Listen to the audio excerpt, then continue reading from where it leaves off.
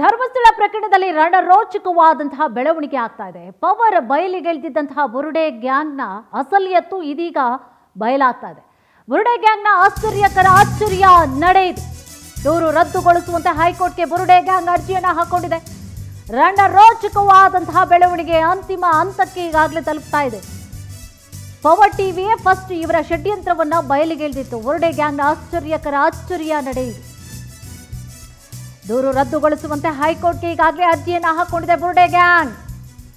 FIR number 39/2025 ರದ್ದುಗೊಳಿಸಲು ಅರ್ಜಿಯನ್ನು ಹಾಕೊಂಡಿದ್ದಾರೆ. ಚಿನ್ನಯ್ಯನ ಹೇಳಿಕೆ ಮೇರೆಗೆ ದಾಖಲಾಗಿರುತ್ತೆ ಫಸ್ಟ್ ಕೇಸ್. ಯಾವಾಗ ಚಿನ್ನಯ್ಯನ ಹೇಳಿಕೆ ಬುಡೆ ಇಟ್ಕೊಂಡು ಬಂದಿರ್ತಾನೆ ಆವಾಗ ದೂರ ಆಗಿರುತ್ತೆ. ಧರ್ಮಸ್ಥಳದಲ್ಲಿ 100 ಶವವನ್ನು ನಾನು ದಫನ್ ಮಾಡಿದ್ದೀನಿ ಅನ್ನುವಂತಹ ಆರೋಪ ಸಂಬಂಧವಾಗಿ ಪ್ರಕರಣ ದಾಖಲಾಗಿರುತ್ತೆ. ತಾನೇ ಹೆಣದಂತಹ ಬಲೆಗೆ ಈಗಾಗಲೇ ಧರ್ಮಸ್ಥಳ ಬುರುಡೆ ಗ್ಯಾಂಗ್ ಬೀಳ್ತಾ ಇದೆ. ಧರ್ಮಸ್ಥಳ ಬುರುಡೆ ಗ್ಯಾಂಗ್ನಿಂದ ಹೈಕೋರ್ಟ್ಗೆ ಅರ್ಜಿಯನ್ನ ಹಾಕೊಂಡಿದ್ದಾರೆ. ಮಠಣ್ಣ, ತಿಮ್ರೋಡಿ, ವಿಠ್ಠಲಗೌಡ, ಜಯಂತಿ ಅರ್ಜಿಯನ್ನ ಹಾಕೊಂಡಿದ್ದಾರೆ. ಈಗ ನೋಡಿ ಅವ್ರಿಗೆ ಅಸಲಿಯತ್ತಿ ಈಗ ಆಟ ಶುರುವಾಗ್ತಾ ಇದೆ. ಇಷ್ಟೆಲ್ಲ ಏನೇನು ಡ್ರಾಮಾ ಆಡಿದ್ರು, ನೌಟಂಕಿ ಆಟ ಆಡಿದ್ರು, ನವರಂಗಿ ಆಟ ಆಡಿದ್ರು, ಅಬ್ಬಬ್ಬಬ್ಬಬ್ಬಬ್ಬ ಏನು ಪ್ರಾರಂಭದಿಂದ ಇವರ ಆಟಗಳು ನೋಡಬೇಕಾಗಿತ್ತು, ಆಟಾಟೋಪಗಳನ್ನು ನೋಡಬೇಕಾಗಿತ್ತು. ಅಯ್ಯೋ ಇದು ನಿಜವೇನೋ, ಹಿಂಗಾಗೋಯ್ತೇನೋ, ಧರ್ಮಸ್ಥಳದಲ್ಲಿ ಹಿಂಗೆಲ್ಲ ಆಗಿದೆಯಾ, ಹೆಣ್ಮಕ್ಳಿಗೆ ಹಿಂಗೆಲ್ಲ ನೊಂದು ಬೆಂದು ಹೋಗಿದ್ದಾರಾ ಅಂಥೇಳಿ ಎಲ್ಲ ಕೂಡ ಒಂದು ಕ್ಷಣ ಅಂತಾರಾಷ್ಟ್ರೀಯ ಮಟ್ಟಕ್ಕೆ ಸುದ್ದಿ ಆಗೋದಲ್ಲದೆ ನಮ್ಮ ಭಾವನೆ ಜೊತೆ ಕೂಡ ಚೆಲ್ಲಾಟ ಆಡಿಬಿಟ್ರು. ಹೆಣ್ಮಕ್ಳು ಹೋಗ್ಲಿಕ್ಕೆ ಭಯ ಪಡುವಂತಹ ಸ್ಥಿತಿಗೆ ನಿರ್ಮಾಣ ಆಗುವಂತಹ ಅಥವಾ ಪ್ರಶ್ನೆಗಳನ್ನು ಹಾಕೊಳ್ಳುವಂತಹ ಮಟ್ಟಕ್ಕೆ ಈ ಗ್ಯಾಂಗ್ ಇದೆಯಲ್ಲ, ಆ ರೀತಿಯಾಗಿ ಅಬ್ಬಬ್ಬಬ್ಬಬ್ಬ ವಿಡಿಯೋ ಮಾಡೋದೇನು, ಹೇಳಿಕೆ ಕೊಡೋದೇನು, ಅದೇನು ಒಂದು ಕಡೆ ಬಂತ ವಿತ್ ಪಿಕ್ಚರ್ ಹೆಂಗೂ ಎಡಿಟ್ ಮಾಡಿದ್ರು ನೋಡಿದ್ರಿ ನೀವೆಲ್ಲರೂ ಕೂಡ. ಎಡಿಟ್ ಹೆಂಗೆ ಮಾಡಿದ್ರು, ಹಿಂಗೆ ತರ್ತಾರೆ, ಹಂಗೆ ಗೊತ್ತಾಗ್ತಾರೆ, ಹಿಂಗೆ ಮಾಡ್ತಿದ್ರು, ಹಂಗೆ ಮಾಡ್ತಿದ್ರು ಅಂತ ತಾನೇ ದುಂಬಾಲು ಬಿದ್ದು ಕೊಡ್ತಿದ್ದಂತಹ ದೂರು ರದ್ದಿಗೆ ಯತ್ನ. ಪ್ರಕರಣವನ್ನೇ ರದ್ದುಗೊಳಿಸುವಂತೆ ಹೈಕೋರ್ಟ್ಗೆ ಈಗಾಗಲೇ ಅರ್ಜಿಯನ್ನು ಹಾಕೊಂಡಿದ್ದಾರೆ. SITಯಿಂದ ನೋಟಿಸ್ ಬರ್ತಾ ಇದ್ದಂತೆ ಬುರುಡೆ ಗ್ಯಾಂಗ್ಗೆ ಈಗಾಗಲೇ ನಡುಕ ಶುರುವಾಗಿದೆ. ನೀವೇ ಕಾಯ್ತಾ ಇದ್ರಿ ತನಿಖೆ ಆಗಬೇಕು ಅಂತ, ತನಿಖೆ ಮಾಡ್ತಿದ್ದಾರೆ, ವಿಚಾರಣೆ ಕರಿತಾ ಇದ್ದಾರೆ, ಹೋಗೋದು ಬಿಟ್ಟು ಈಗ ಯಾಕೆ ನಡುಕ? SIT ವಿಚಾರಣೆಯ ಬಗ್ಗೆ ಆಕ್ಷೇಪ ಮಾಡಿ ಹೈಕೋರ್ಟ್ಗೆ ಅರ್ಜಿಯನ್ನು ಹಾಕೊಂಡಿದ್ದಾರೆ. ಈಗ ಯಾಕೆ ಆಕ್ಷೇಪಣೆ? ನೀವು ಕಾಯ್ತಾ ಇದ್ದಂತಹ ದಿನ ನೀವೇ ಹೇಳ್ತಾ ಇದ್ರಿ ವಿಚಾರಣೆ ಆಗಬೇಕು, ದೂರು ಕೊಟ್ಟಿದ್ದೀವಿ, ವಿಚಾರಣೆ ಆಗಬೇಕು, ನ್ಯಾಯ ಸಿಗಬೇಕು. ವಿಚಾರಣೆ ಕರೆದ್ರೆ ಹೋಗ್ಲಿಕ್ಕೆ ಏನು ಭಯ ಇವರಿಗೆ? ಇವ್ರು ಕಾಯ್ತಾ ಇದ್ದಂತಹ ಟೈಮ್ ಬಂದಿದೆ ಅಲ್ವಾ, ಹೋಗಬೇಕು. ವಿಚಾರಣೆ ಸಂದರ್ಭದಲ್ಲಿ ಏನಾಗಿದೆ, ಏನು ಮಾಹಿತಿ ಇದೆ, ಏನು ದಾಖಲೆ ಇದೆ ಎಲ್ಲ ಕೊಡಬೇಕಲ್ವಾ, ಯಾಕೆ ಎದುರುಕೊಳ್ಬೇಕು? ಈಗ ಯಾಕೆ ಹೈಕೋರ್ಟ್ಗೆ ಅರ್ಜಿಯನ್ನು ಹಾಕ್ಕೊಳ್ಬೇಕು? ಈಗೇನು ಭಯ ಬಂತು, ಈಗ ಯಾಕೆ ನಡುಕ? ಈ ಹಿಂದೆ ಹಲವು ಬಾರಿ ವಿಚಾರಣೆಯನ್ನು ಕೂಡ ಹೊಗಳಿರುತ್ತೆ ಇದೇ ಒಂದು ಬುರುಡೆ ಗ್ಯಾಂಗ್. ಎಸ್, ದೂರ ಆಯಿತು, ಪ್ರಕರಣವನ್ನು ಕೂಡ ದಾಖಲಿಸ್ಕೊಂಡಾಯಿತು, ವಿಚಾರಣೆ ಮಾಡಲಾಯಿತು, ಈಗ ಯಾಕೆ ಭಯ? ಇದೀಗ ಬಂಧನದಿಂದ ಪಾರಾಗಲು ಬುರುಡೆ ಗ್ಯಾಂಗ್ ಕೊನೆಯ ಪ್ರಯತ್ನವನ್ನು ಕೂಡ ಮಾಡ್ತಾ ಇದೆ. ಈ ಹಿಂದೆ ಹಲವು ಬಾರಿ ವಿಚಾರಣೆಯನ್ನು ಕೂಡ ಹೊಗಳಿತ್ತು ಇದೇ ಗ್ಯಾಂಗ್. ಈಗ ಬಂಧನದಿಂದ ಪಾರಾಗಲು ಬುರುಡೆ ಗ್ಯಾಂಗ್ ಕೊನೆಯ ಪ್ರಯತ್ನವನ್ನು ಕೂಡ ಮಾಡ್ತಾ ಇದೆ. ಧರ್ಮಸ್ಥಳ ವಿರೋಧಿ ಷಡ್ಯಂತ್ರದ ಕೇಸ್ ರದ್ದಿಗೂ ಬುರುಡೆ ಗ್ಯಾಂಗ್ ಅರ್ಜಿ ಹಾಕೊಂಡಿದೆ. ಒಂದೇ FIRನಲ್ಲಿ ಅಸಹಜ ಸಾವು ಷಡ್ಯಂತ್ರದ ಕೇಸನ್ನು ಕೂಡ ಹಾಕೊಂಡಿದ್ರು ಪೊಲೀಸರು. ಷಡ್ಯಂತ್ರದ ಆರೋಪ 2 ಕೇಸ ರದ್ದು ಕೋರಿ ಈಗಾಗಲೇ ಅರ್ಜಿ ಹಾಕೊಂಡಿದ್ದಾರೆ. ಷಡ್ಯಂತ್ರ ಬಯಲಾಗ್ತಾ ಇದ್ದಂತೆ ಹೈಕೋರ್ಟ್ಗೆ ಕೇಸ್ ವಜಾ ಮಾಡಿ ಅಂತ ಹೇಳಿ ಈಗ ಬುರುಡೆ ಗ್ಯಾಂಗ್ ಅರ್ಜಿಯನ್ನು ಹಾಕೊಂಡಿರುವಂಥದ್ದು. ಒಬ್ಬೊಬ್ಬೊಬ್ಬೊಬ್ಬ ಏನು ಆಟ ಆಡ್ಬಿಟ್ರಪ್ಪಬ್ಬ. ಸ್ಟಾರ್ಟಿಂಗಿಂದನೂ ಕೂಡ ವಿಡಿಯೋ ಮಾಡೋದೇನೋ, ಆ ಎಡಿಟ್ ವಿಡಿಯೋ ನೋಡಬೇಕಾಗಿತ್ತು, ಹಿಂಗೇ ಆಗೋಯ್ತು. ಆತ ಸಮೀರ್ ಬೇರೆ ನೋಡಬೇಕು, ಎಬ್ಬ ಹೆಂಗೆ ಕತೆ ಕಟ್ಟ, ಇವರೆಲ್ಲ ಹೆಂಗೆ ಹೇಳಿಕೆ ಕೊಟ್ಟರು, ಹೆಂಗೆಲ್ಲ ನಾಟಕ ಆಡ್ಬಿಟ್ರು, ಇಲ್ಲೇ ಅಂತ ಒಂದೊಂದು ಗುಂಡಿನ ತೋರಿಸ್ತಾ ಇದ್ದ, ಎಷ್ಟೊಂದು ಗುಂಡಿಗಳನ್ನು ತೋರಿಸ್ತಾ ಹೋದ. ಜೊತೆಗೆ ಅಲ್ಲೇ ಒಂದು ಗುಂಡಿಲಿ ಯಾವಾಗ ಅಲ್ಲಿ ಅಸ್ಥಿ ಪಂಜರ ಸಿಕ್ಬಿಡ್ತು, ಇವನು ಹೇಳ್ತಾ ಇರೋದು ಎಲ್ಲ ನಿಜವೇನೋ ಅಂತ. ಆಮೇಲೆ ಗೊತ್ತಾಯ್ತು ಅದು ಗಂಡಸುಂದು ಅಂತ. ಇವ್ರದ್ದೇ ಅಲ್ಲೇ ನೌಟಂಕಿ ಆಟಗಳೆಲ್ಲ ಒಂದೊಂದೇ ಬಯಲಾಗ್ತಾ ಹೋಗ್ತಾ ಇತ್ತು. ಒಂದು ಕ್ಷಣ ಧರ್ಮಸ್ಥಳದ ವಿರೋಧವಾಗಿ ನೋಡಲಿಕ್ಕೆ ಶುರು ಮಾಡಿಬಿಟ್ಟಿದ್ರು. ಸಾರ್ವಜನಿಕ ವಲಯದಲ್ಲಿ ಚರ್ಚೆಗಳಾಗ್ತಾ ಇತ್ತು. ಧರ್ಮಸ್ಥಳ ಕೇಸ್ನಲ್ಲೇ ಬಯಲಾಯಿತು ಬುರುಡೆ ಗ್ಯಾಂಗ್ನ ಬಂಡವಾಳ. ತಾವೇ ಕೊಟ್ಟಂತಹ ಕೇಸ ವಜಾ ಕೋರಿ ಹೈಕೋರ್ಟ್ಗೆ ಬುರುಡೆ ಗ್ಯಾಂಗ್ ಅರ್ಜಿಯನ್ನು ಹಾಕೊಂಡಿದ್ದಾರೆ. ಕೇಸ್ ರದ್ದು ಕೋರಿ ತಿಮ್ರೋಡಿ, ಮಠಣ್ಣನವರ್, ವಿಠ್ಠಲಗೌಡ, ಜಯಂತಿ ಅರ್ಜಿಯನ್ನು ಹಾಕೊಂಡಿದ್ದಾರೆ. ಹೆಣ್ಣು ಮಕ್ಕಳ ಅತ್ಯಾಚಾರ ಆಗಿತ್ತು ಧರ್ಮಸ್ಥಳದಲ್ಲಿ. ಇವರು ಹೇಳಿದ್ದೇನು, ಆರೋಪಗಳನ್ನು ಮಾಡಿದ್ದೇನು, ಅತ್ಯಾಚಾರ ಆಗಿದೆ, ಎಬ್ಬೊಬ್ಬೊಬ್ಬ 100 ಅಂತ ಹೇಳಿ, ಒಂದಲ್ಲ ಎರಡಲ್ಲ. ಚಿನ್ನಯ್ಯ ಹೇಳಿದೇನು, 100 ಹೆಣ್ಮಕ್ಳ ಅತ್ಯಾಚಾರ ಆಗಿದೆ, ನಾನೇ ದಫನ್ ಮಾಡಿದ್ದೀನಿ, ನಾನು ಇಲ್ಲೇ ಅಂದ್ಕೊಂಡು ಅದೆಷ್ಟು ಗುಂಡಿ ತೋರಿಸ್ಬಿಟ್ಟು ಅವನಂತೂ ಇಲ್ಲೇ ಊತಾಕಿದ್ದೆ, ಅಲ್ಲಾಕಿದ್ದೆ, ಇಲ್ಲಾಕಿದ್ದೆ, ಪಾಯಿಂಟ್ಗಳು ಮಾಡಿದ್ದೇನು. ಜೊತೆಗೆ ಈಗಾಗಲೇ ಏನು ಅರ್ಜಿ ಹಾಕ್ಕೊಂಡಿದ್ದಾರೆ, ಹೋಗ್ಲಿ ಆ ಒಂದು ಅರ್ಜಿಯಲ್ಲಿ ಏನಿದೆ ಅನ್ನೋದನ್ನು ನೋಡೋದಾದ್ರೆ ದೂರು ನೀಡಿದಾಗ ಪೊಲೀಸರು ಸರಿಯಾದಂತಹ ಪ್ರಕ್ರಿಯೆಯನ್ನು ಪಾಲಿಸಿಲ್ವಂತೆ. ನೋಡಿ, ಇವರು ಹಾಕೊಂಡಿದ್ದಾರಲ್ಲ ಅರ್ಜಿ, ಆ ಅರ್ಜಿಯಲ್ಲಿ ಇರುವಂತಹ ಅಂಶಗಳನ್ನು ನಾವು ಗಮನಿಸ್ತಾ ಇದ್ದೀವಿ. ದೂರನ್ನು ನೀಡಿದಾಗ ಪೊಲೀಸರು ಸರಿಯಾಗಿ ಪ್ರಕ್ರಿಯೆಯನ್ನು ಪಾಲಿಸಿಲ್ವಂತೆ. ಮ್ಯಾಜಿಸ್ಟ್ರೇಟ್ ಮುಂದೆ BNSS 183 ಅಡಿಯಲ್ಲಿ ಹೇಳಿಕೆ ದಾಖಲಾಗಿರುವಂಥದ್ದು ರೆಫರ್ ಮಾಡಿದ್ದಾರೆ. ಆದರೆ ಮೊದಲು ದೂರುದಾರನಿಂದ 174 ಅಡಿಯಲ್ಲಿ ಮಾಹಿತಿಯನ್ನು ಸಂಗ್ರಹವನ್ನು ಮಾಡಿ ಜುಲೈ 3ರಂದು ನೀಡಿದಂತಹ ದೂರಿನಲ್ಲಿ ಅರ್ಜಿದಾರರ ಹೆಸರಿಲ್ಲ. ಗಿರೀಶ್ ಮಠಣ್ಣ, ತಿಮರೋಡಿ, ಜಯಂತಿ, ವಿಠಲ್ ಗೌಡ ಹೆಸರು ಇಲ್ಲ. ಅರ್ಜಿದಾರರಿಗೆ ಈಗಾಗಲೇ ಹಲವು ಬಾರಿ ನೋಟಿಸನ್ನು ನೀಡಿ ವಿಚಾರಣೆಯನ್ನು ಕೂಡ ಮಾಡಲಾಗಿದೆ. ಸುಮಾರು 100 ಗಂಟೆಗಳಿಗೂ ಅಧಿಕ ಸಮಯ ವಿಚಾರಣೆಯನ್ನು ಕೂಡ ನಡೆಸಲಾಗಿದೆ. ಬೆಳಗ್ಗೆ 10 ಗಂಟೆಯಿಂದ ಮಧ್ಯರಾತ್ರಿಯವರೆಗೂ ಕೂಡ ವಿಚಾರಣೆಯನ್ನು ಮಾಡಲಾಗಿದೆ. BNSS ಸೆಕ್ಷನ್ 35ರ ಅಡಿಯಲ್ಲಿ ನೋಟಿಸನ್ನು ವಾಟ್ಸಪ್ ಮೂಲಕವಾಗಿಯೂ ಕೂಡ ಕಳಿಸಿದ್ದಾರೆ.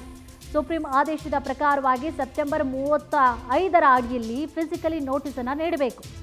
ನೋಟಿಸ್ಗೆ ಉತ್ತರವನ್ನು ನೀಡಲು 10 ದಿನ ಸಮಯವನ್ನು ನೀಡಬೇಕು. ಅರ್ಜಿದಾರರು ಸಾಮಾಜಿಕ ಹೋರಾಟಗಾರರಾಗಿದ್ದಾರೆ. ಸೌಜನ್ಯ, ಪದ್ಮಲತಾ, ವೇದವಲ್ಲಿಗೆ ನ್ಯಾಯಕ್ಕಾಗಿ 3 ದಶಕಗಳಿಂದ ಹೋರಾಟವನ್ನು ಮಾಡಿದ್ದಾರೆ. ಹೋರಾಟ ನಡೆಸುವುದು ಸಂವಿಧಾನ ನೀಡಿರುವಂತಹ ಮೂಲಭೂತ ಹಕ್ಕು. ಓಕೆ, ಈಗ ನೀವು ಹೋರಾಟ ಮಾಡ್ತೀರಿ, ಸರಿ, SIT ತನಿಖೆ ಕೂಡ ಆಯಿತು, ವಿಚಾರಣೆಗೆ ಯಾಕೆ ಬರ್ತಿಲ್ಲ ಸ್ವಾಮಿ? ಈಗ ನೀವೇ ಹೇಳ್ತಾ ಇದ್ದೀರಿ ನಾವು ವೇದವಲ್ಲಿಗೆ, ಸೌಜನ್ಯಗೆ ನ್ಯಾಯ ಕೊಡಿಸ್ಬೇಕು ಅಂತ ಹೇಳಿ. ಓಕೆ, ನೀವು ಅಂದ್ಕೊಂಡಿರೋ ಹಾಗೆ ನೀವು ದೂರು ಕೊಟ್ರಿ, ಈಗ SIT ತನಿಖೆ ಆಗ್ತಾ ಇದೆ, ವಿಚಾರಣೆ ಕರೆಯುವಂಥದ್ದು ಸಹಜ ಅಲ್ವಾ? ಅವೆಲ್ಲ ಕಾನೂನಿನ ಪ್ರಕ್ರಿಯೆಗಳಲ್ವಾ? ಯಾಕೆ ಬರ್ಲಿಕ್ಕೆ ಎದುರುಕೊಳ್ತಾ ಇದ್ದೀರಿ? ಇದು ಪ್ರಶ್ನೆ. ನಿಮ್ಮ ಹತ್ರ ಏನಿದೆ ದಾಖಲೆಗಳು ತಂದು ಕೊಡಬೇಕು, ನಿಮ್ಮ ಹೇಳಿಕೆಗಳನ್ನು ನೀಡಬೇಕು. ಅದನ್ನ ಬಿಟ್ಟು ಈಗ ಅರ್ಜಿಯನ್ನು ಹಾಕೊಂಡಿದ್ದಾರೆ.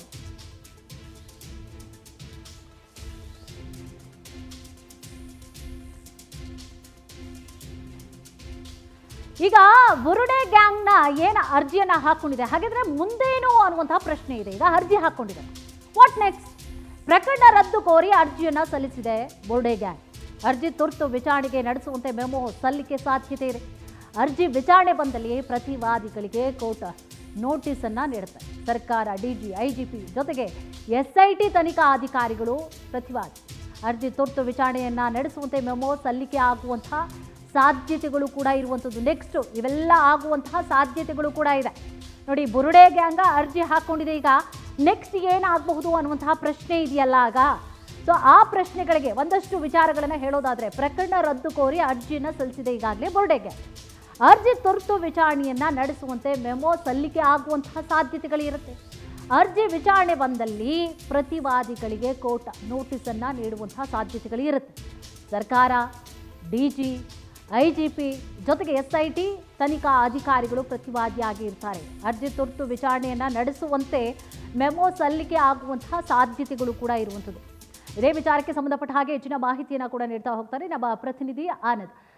ಈಗ ಅರ್ಜಿಯನ್ನು ಹಾಕೊಂಡ್ಬಿಟ್ಟಿದ್ದಾರೆ. ಈಗ ನೆಕ್ಸ್ಟ್ ಏನು ಅನ್ನುವಂತಹ ಪ್ರಶ್ನೆ. ಈಗ ಒಂದು ರೀತಿಯಾಗಿ ಎಲ್ಲೋ ಧರ್ಮಸ್ಥಳ ಬುರುಡೆ ಗ್ಯಾಂಗ್ನ ಈ ಒಂದು ಪ್ರಕರಣ ಏನಿತ್ತು ತಾರ್ಕಿಕ ಅಂತ್ಯವನ್ನು ಪಡೆದುಕೊಳ್ತಾ ಇದೆ, ಅಥವಾ ಫುಲ್ ಸ್ಟಾಪ್ ಹಂತವನ್ನು ಕೂಡ ತಲುಪಿರುವಂಥದ್ದು.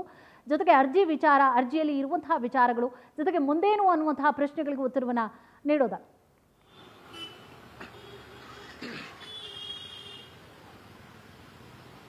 ಕುಸುಮ, ಪ್ರಮುಖವಾಗಿ ನಾಳೆ ಅಥವಾ ನಾಡಿದ್ರಲ್ಲಿ ಧರ್ಮಸ್ಥಳ ಬುರುಡೆ ವಿಚಾರಕ್ಕೆ ಸಂಬಂಧಪಟ್ಟಂತೆ SIT ಅಧಿಕಾರಿಗಳು ಸರ್ಕಾರಕ್ಕೆ ವರದಿಯನ್ನ ಸಲ್ಲಿಸೋದಕ್ಕೆ ಮುಂದಾಗಿದ್ರು.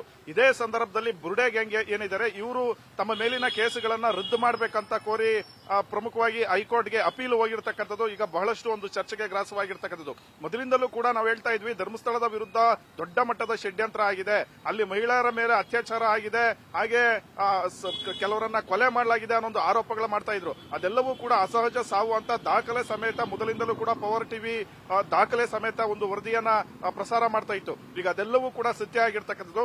SIT ವರದಿಯಲ್ಲೂ ಕೂಡ ಅಸಹಜ ಸಾವುಗಳು ಅಲ್ಲಿ ಆಗಿರ್ತಕ್ಕಂಥದ್ದು ಅನ್ನೋದು ವರದಿಯಲ್ಲಿ ಮೆನ್ಷನ್ ಆಗಿದೆ. ಇದ್ರ ಜೊತೆಗೆ ಅಲ್ಲಿ ಯಾವುದೇ ರೀತಿಯ ಒಂದು ಲೈಂಗಿಕ ದೌರ್ಜನ್ಯ ಕೇಸ್ಗಳಾಗಿರ್ಬೋದು ಅಥವಾ ಮಹಿಳೆಯರ ಮೇಲೆ ಯಾವುದೇ ರೀತಿಯ ಒಂದು ದೌರ್ಜನ್ಯ ಆಗಿರ್ಬೋದು, ಇದ್ಯಾವುದು ಕೂಡ ಆಗಿಲ್ಲ ಅನ್ನೋದು ಸ್ಪಷ್ಟವಾಗಿ ಗೊತ್ತಾಗ್ತಾ ಇರ್ತಕ್ಕಂಥದ್ದು.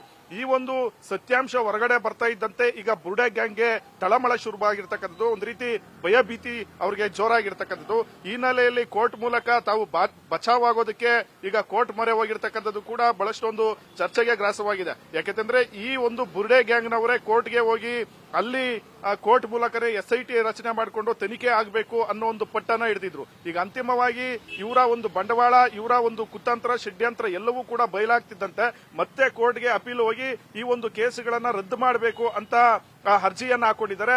ಅರ್ಜಿ ವಿಚಾರಣೆಯೂ ಕೂಡ ಕೋರ್ಟ್ ನಲ್ಲಿ ನಡೆಯಲಿದೆ. ಹಾಗಾಗಿ ಎಲ್ಲೋ ಒಂದು ಕಡೆ ಇವರು ಕಾನೂನಿನ ಕುಳಿಕೆಯಿಂದ ಪಾರಾಗೋದಕ್ಕೆ ಈ ರೀತಿಯ ಮತ್ತೊಂದು ಗೇಮ್ ಅನ್ನ ಮಾಡ್ತಿದ್ದಾರೆ ಅನ್ನೋದು ಇಲ್ಲಿ ಮೂಲಟಕ್ಕೆ ಗೊತ್ತಾಗಿರ್ತಕ್ಕಂಥದ್ದು.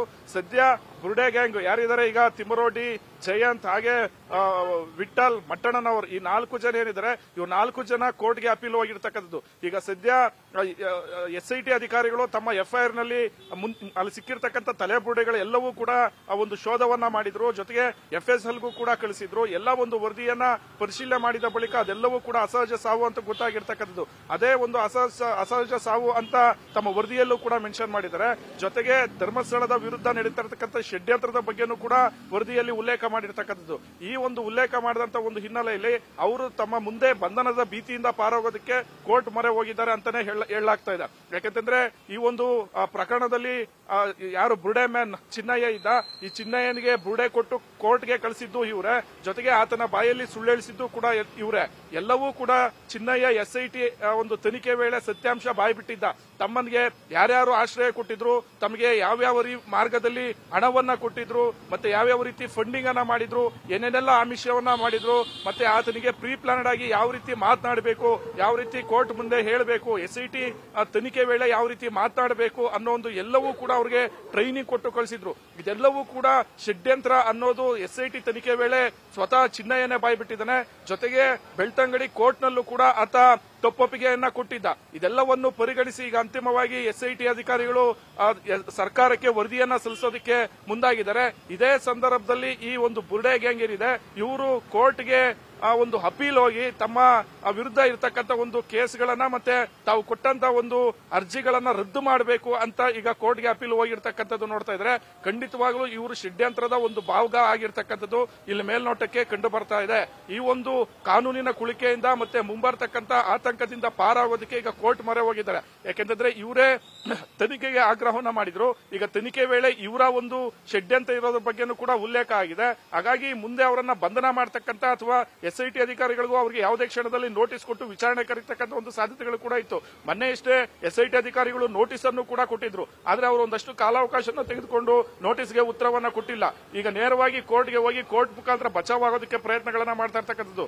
ಎಲ್ಲೋ ಒಂದು ಕಡೆ ಈ ಒಂದು ಬುರ್ಡೆ ಗ್ಯಾಂಗ್ ಏನಿದೆ, ಇವರ ಒಂದು ಷಡ್ಯಂತ್ರ SIT ಒಂದು ವರದಿಯಲ್ಲೂ ಕೂಡ ಉಲ್ಲೇಖ ಆಗಿದೆ. ಜೊತೆಗೆ ಇವರ ಒಂದು ಬಂಡವಾಳ ಬಯಲಾಗ್ತಿದ್ದಂತೆ ಇವರು ಮತ್ತೆ ಕೋರ್ಟ್ಗೆ ಮೊರೆ ಹೋಗಿರ್ತಕ್ಕಂಥದ್ದು ಒಂದು ರೀತಿ ಅಚ್ಚರಿಯಾಗಿದೆ.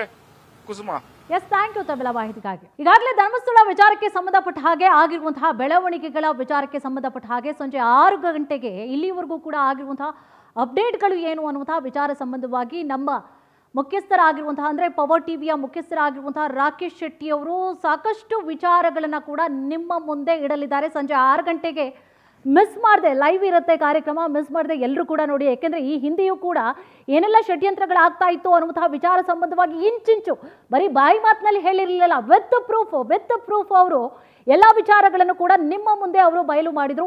ಇವತ್ತು ಕೂಡ ಈಗೇನಾಗಿದೆ ಬೆಳವಣಿಗೆಗಳು, ಅಪ್ಡೇಟ್ ಏನಾಗಿದೆ ಅನ್ನುವಂತಹ ವಿಚಾರ ಸಂಬಂಧವಾಗಿ ಎಕ್ಸ್ಕ್ಲೂಸಿವ್ ಆದಂತಹ ವಿಚಾರಗಳನ್ನು ನಿಮ್ಮ ಮುಂದೆ ಇಡಲಿದ್ದಾರೆ. ಸಂಜೆ 6 ಗಂಟೆ ಲೈವ್ ಇರುತ್ತೆ, ಮಿಸ್ ಮಾಡದೆ ಸಂಜೆ 6 ಗಂಟೆಗೆ ನೋಡಿ.